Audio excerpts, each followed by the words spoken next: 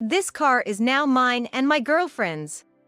Despite getting caught cheating, Lucas talks confidently. I can't help but be thoroughly amazed by his attitude. Why is he so cheerful? Why does he act so superior towards me? I even wondered if he and I see the world completely differently. But if he's willing to take this car, I couldn't be happier. The monthly loan is $6,000, but he'll figure something out. Alright then, I hope $6,000 for the loan will be okay. When I accepted Lucas' request and nodded, he started to look delighted with a smile I had never seen him wear. My name is Jessica Thompson. I'm 38 years old and work at a design firm. I don't really have any worries in my job or personal life and live each day happily. That's what I thought, but sometimes I'm struck by a certain thought. I occasionally wonder when I'll be able to get married. Here I am, almost 40, and not only am I not married, I don't even have a boyfriend. My experiences with romance are also few. Before I knew it, all my friends had tied the knot, and I felt like the odd one out, left behind on my own. There were times I thought maybe I should just give up on the idea of marriage, but seeing how happy my friends seemed made me dream of it, too. The day that turned my life around was just an ordinary evening after work. I was feeling good and decided to grab a drink by myself at a bar. I walked into one that caught my eye and ordered some drinks and appetizers. As I waited and was looking at my phone, I noticed a guy coming over to me. "Hey there, are you on your own?" The man who came up and peered into my face, this was the moment I met Lucas, who would later become my husband.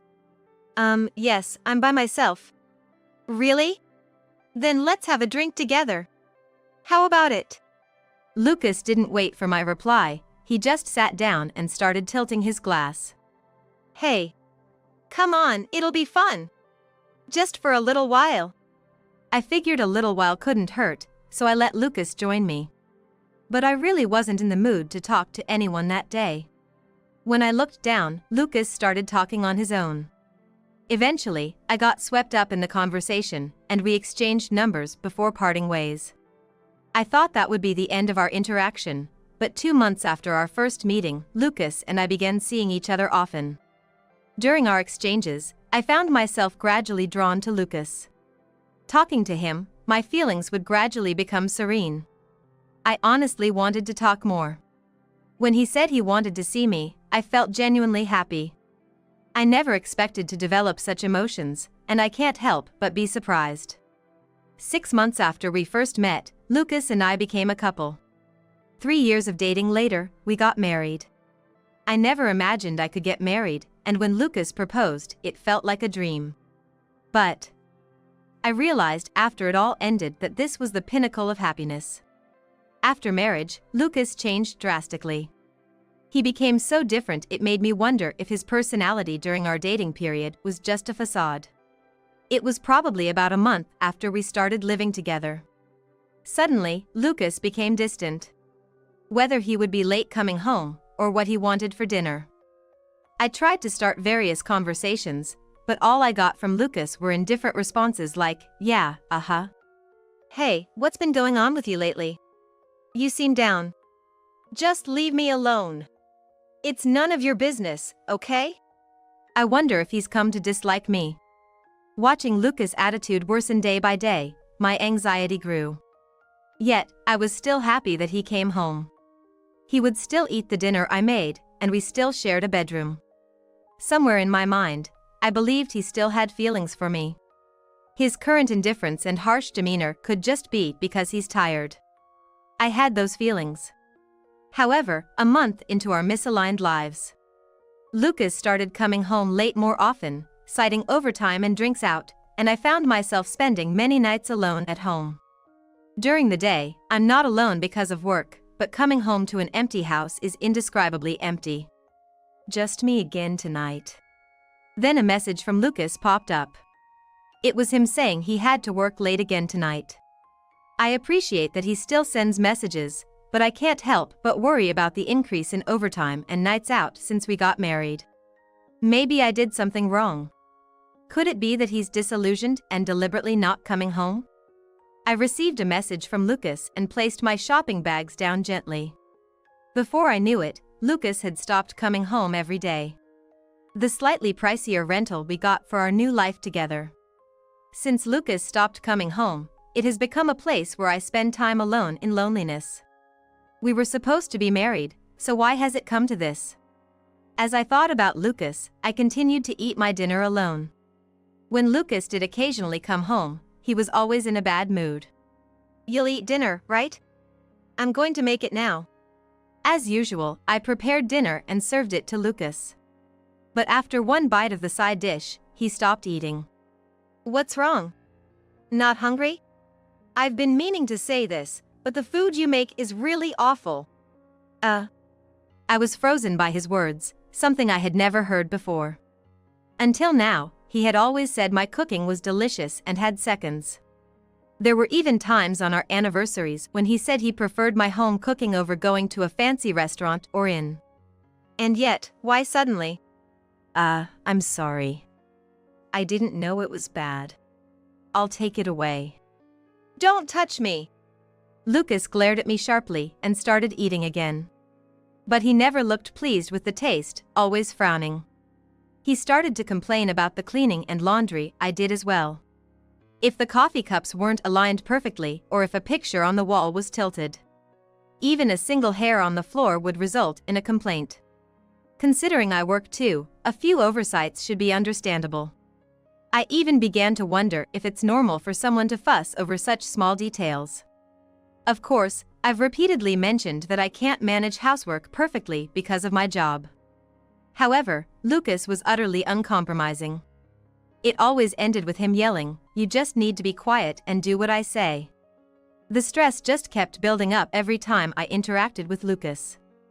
I felt such self-loathing, wondering if I really should have married him. All these swirling emotions even led me to consider divorce. But the fact that I managed to get married at this age, and the hassle of divorce proceedings, made it hard to take any action. I thought I just had to endure. Eventually, I found myself resigned to this way of thinking. But before we got married, I made a big purchase. It was a luxury car from a well-known brand. Of course, I couldn't pay for it all at once, so I'm on a loan. I'm not particularly into cars, but there was one model I've always dreamed of. Now as an adult, owning it makes me happy and motivates me at work. It's thanks to that I'm able to work hard. I drive it to the company, and it's a conversation starter with my car enthusiast colleagues. In the beginning, Lucas complimented the car. "Wow, that's amazing. Good on you for getting it," he'd say. But around the time his attitude began to change, he started taking my car without asking. I use my car for commuting and shopping, so it's a problem when it's taken without asking. I might have been more forgiving if Lucas didn't have a car of his own, but he does. Despite that, I dislike that my car is being used without my permission just because he prefers it. Because of this, I have to go out of my way to use the train for commuting, and I have to walk when I go shopping. Of course, I've talked to Lucas about this. "Hey, can you stop using my car without asking? I need it, too." "What's the big deal?" "It is a big deal for me. I don't care about your issues. You're managing to get to work by train, right? So, it's fine. I have reasons I need to use the car. Don't butt in. Even though you have your own car? Your car is better. Just let it be." Lucas never listened to me in the end, always cutting off the conversation. The train fares add up, and it's tough to walk from the station to home with a tired body after work. Shopping, which I used to manage once a week, has become more frequent since I can't carry heavy bags without the car, now every other day. I even thought about borrowing Lucas's car. I once asked, with little hope, if I could use it, but he said, "That car is mine. There's no way you can handle it. Don't joke too much, okay?" I thought to myself that one person doesn't need two cars, but I held back my words to avoid another outburst from him. Yet, that doesn't mean I can just use it as I please. Knowing his temperament, he would be furious if the car was parked even slightly off or if the seat and steering wheel were adjusted. That would be a hassle in its own right. If I were younger, I might have argued, but now, I just don't have the energy for it. Lucas continued his pattern of not coming home. He apparently doesn't drink because he drives, but I've noticed him coming home covered in unfamiliar perfume scents. Indeed, his behavior might suggest he's having an affair. I didn't start thinking this just recently, it's been a suspicion for months. I had a faint suspicion ever since Lucas's overtime and nights out began to increase. However, I had no concrete evidence, nor the funds to hire a private investigator. So, I turned a blind eye to Lucas's possible infidelity. Given his condescending attitude toward me, he probably doesn't think I'm aware of his cheating. He must think I'm naive and that I'll just comply with whatever he does, believing he can do anything he wants. The married life I had imagined was far different from this. I dreamed of a warm, kind relationship where we cared for each other, enjoying outings to tourist spots on weekends. I thought I could have that with Lucas, but it was impossible. I'll probably be stuck in this situation for life. With a sigh, I started to make dinner for one. But then one day, something happened that changed everything. It was on a day when I had to work late. I usually inform Lucas when I'm working overtime. I did so that day too, but finished earlier than expected and headed home. No reply from him, as usual. He probably wasn't coming home again today.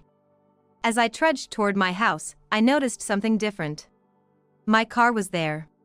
Normally, my car would be taken by Lucas, leaving only his car parked alone. It was rare to see mine there.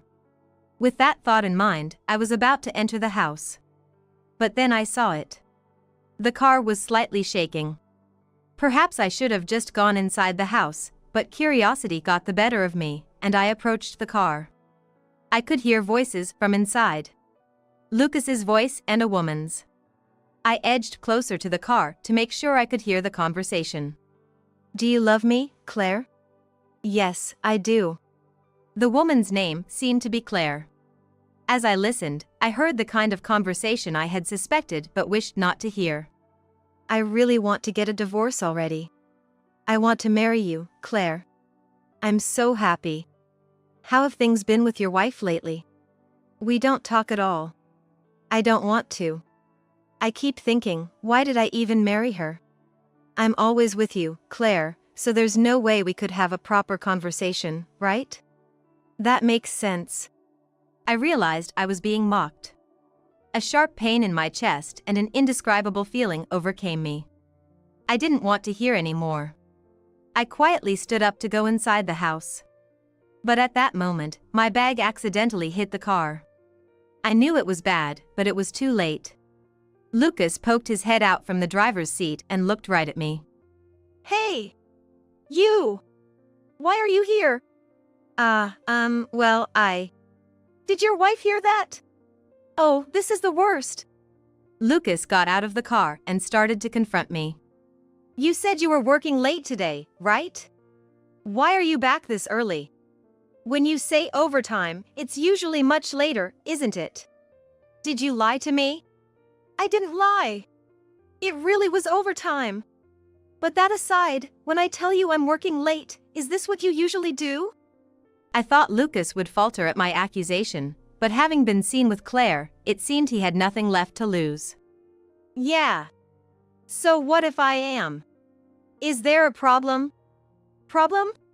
We're married. What you're doing is cheating. And using my car to drive another woman around. So what if I am? I'm driving it now." Lucas showed no remorse. And then, he said something unbelievable. "This car is mine and Claire's from now on." I was so dumbfounded, I couldn't respond. My words, even though it's my car, must have prompted his audacious claim. But at that moment, something in me collapsed. If you're willing to take the car, I'm more than happy to hand it over. Of course, the loan comes with it. "All right, but are you sure about the $6,000 loan?" Yes, I have a $6,000 monthly car loan. It was a bit of a stretch, but I figured I could manage it with my current income. It's ridiculous for me to pay for a car loan that Lucas is using. "But you'll have to pay the loan too." "What? Why should I?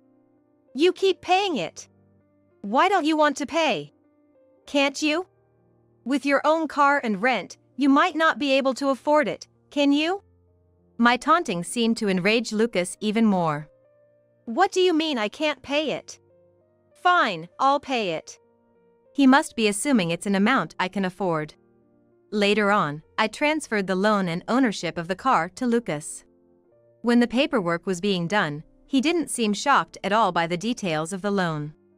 Whether Lucas could actually pay the $6,000 or hadn't read the documents properly. He appeared to be solely focused on finishing the procedures quickly, eager to get them over with. After the transfer was complete, I moved on to the divorce proceedings.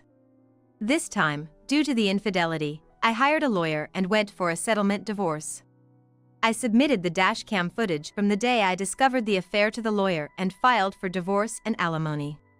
The lawyer happily took on my case, and after weeks of preparation, the day to confront Lucas finally arrived. Lucas was visibly angry, and Claire sat beside him with a defiant look. I was told numerous times that hiring a lawyer was excessive, but I didn't think so at all.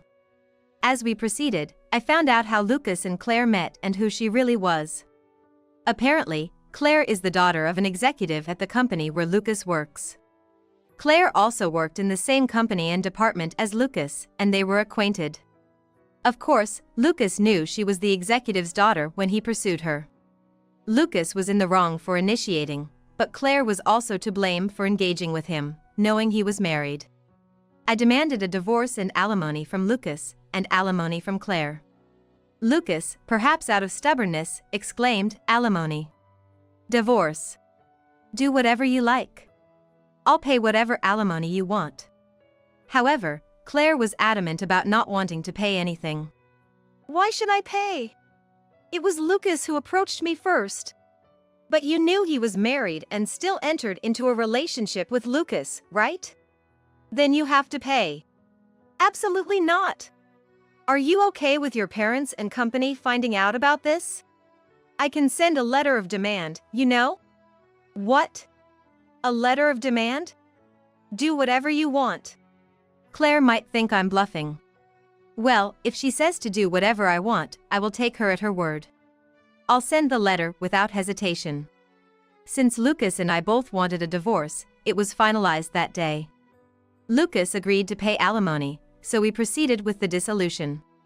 Of course, as I had declared, I later sent a letter of demand to Claire's company. As expected, she hadn't thought I would really send it, and I was informed by the lawyer that Claire had agreed to pay alimony too. After the divorce, I moved to a house near my company and continued to live a comfortable life. No need to consider anyone else. No need to think about the car loan.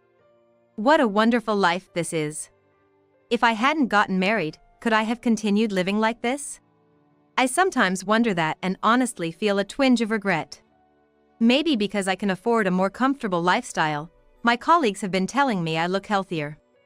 I've decided to live quietly on my alimony and my own earnings. I'm not getting married again. From now on, I'll live life for myself. That was my resolution. But about 3 months after the divorce, Lucas unexpectedly called me. What could he possibly want now? Reluctantly, I answered the phone. Hello? It's not hello. What's going on? What's this red envelope about? A red envelope? Perhaps a payment reminder? Calm down. What do you want? What's this red envelope about? When I opened it, it says to pay for the car loan. Wait, you were paying $6,000 a month. I didn't know about this. You didn't know? I presented the amount when we transferred the loan and ownership. It's strange you didn't know. What? You thought you didn't have to check the amount because I was paying it? No way, I thought it'd be $6,000. Hey! Can't we change it back so you'll pay now? He really is a man of convenience. After all, Lucas would be the one driving even if I paid. Besides, now that we're divorced, I shouldn't have to listen to Lucas. It's not possible. Remember, you were the one who started saying the car was yours in the first place. Do you really think it's fair to ask me to pay for it now? Don't say that. Weren't we married? Even though we're divorced, we were in love, right? Can't you help me out when I'm in trouble? In love? Help him out when he's in trouble? What is he talking about? I understand that we were in love because we were married. But I've been through a lot because of Lucas. And now he expects help just because he's in trouble? That's too convenient. You know, it's far too convenient for you to live as you please and then come to me, a complete stranger since we're divorced, for help when you're in trouble. Now that a demand notice has arrived, you'd better figure out how to come up with the money and make the payment quickly. Figure out how? That's impossible. Don't start with that now. Even if it was in the heat of the moment, you were the one who said you'd pay for my car's loan, remember? Maybe it's time you learned to take responsibility for your own words. So that's that. Hey! Lucas was causing a fuss on the other end of the phone, but I had nothing left to say to him. Without a second thought about his concerns, I just hung up. Afterwards, the phone rang about 10 times, but there was no way I was going to answer. I left my smartphone aside, and eventually, the ringing stopped and there were no more calls after that. Half a year later, I was still living comfortably on my own. Moving closer to my workplace made commuting blissfully easy. Having more personal time and finding a new hobby of going to art galleries added to my happiness. Then, on a leisurely day off as I relaxed on the sofa, my phone rang.